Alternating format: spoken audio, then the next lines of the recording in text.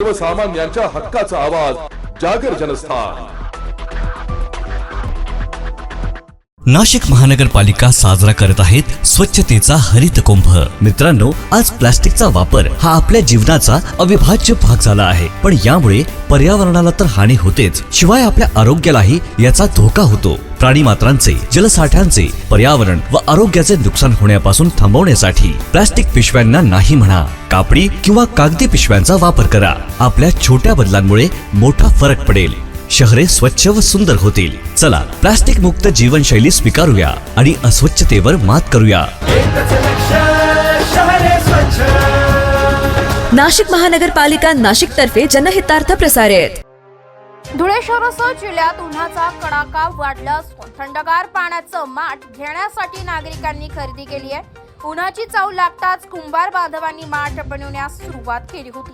वेगवेगळ्या प्रकारच्या माठ बांधवांनी विक्रीसाठी तयार केले असून वेगवेगळ्या दरामध्ये माठ विक्री केली जाते।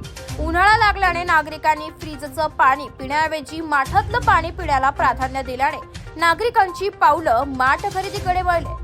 शहरातल्या कुंभार खुंट, जुन्या पुलाच्या कोपऱ्यासह विविध ठिकाणी कुंभार बांधवांनी माठ विक्रीसाठी दाखल झाले।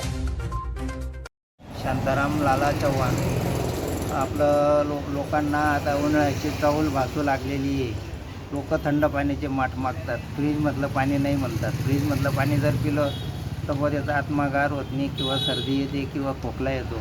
याच्यातला एक ग्लास बी पिला तरी माणसाची समाधानी होऊन जाते की आम्हाला आता माती मिळत नाही, लीज मिळत नाही,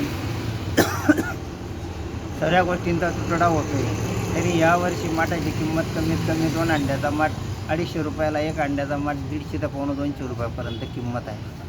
म्हणजे 150 ते 400 रुपयापर्यंत अशी माठाची किंमत आहे।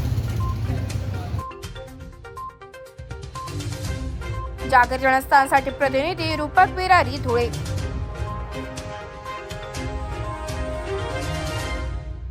नाशिक महानगरपालिकेच्या सार्वजनिक आरोग्य विभागाच्या वतीने जाहीर आवाहन। गुइलेन बॅरे सिंड्रोम अर्थात GBS ला घाबरू नका, पण दक्षता घ्या। पाणी उकळून प्या, स्वच्छ आणि ताजे अन्न सेवन करा। शिजलेले व न शिजलेले अन्न एकत्रित ठेवू नका। लक्षात ठेवा, अचानक पायात किंवा हातात कमजोरी किंवा लकवा, चालताना त्रास किंवा अशक्तपणा, बऱ्याच दिवसांपासून डायरिया अशी लक्षणे आढळल्यास त्वरित डॉक्टरांचा सल्ला घ्यावा व तात्काळ उपचार सुरू करावा। सार्वजनिक आरोग्य विभाग, मनपा नाशिक द्वारे जनहितार्थ प्रसारित।